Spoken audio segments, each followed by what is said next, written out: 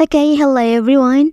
Here I want to provide a tutorial on how to allow Chrome to access microphone on an Android device. Okay, let's go to the tutorial. To allow Chrome to access microphone on your device, you can press on the application. And then here you can select App Info.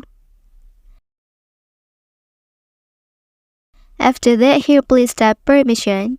Okay, here there are two sections.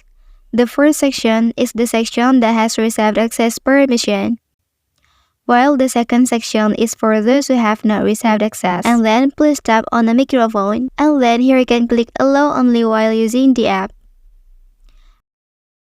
Okay, that's the tutorial on how to allow Chrome to access microphone on an Android device. If you are helped by this video, don't forget to like and subscribe to get other information from this channel. Thank you.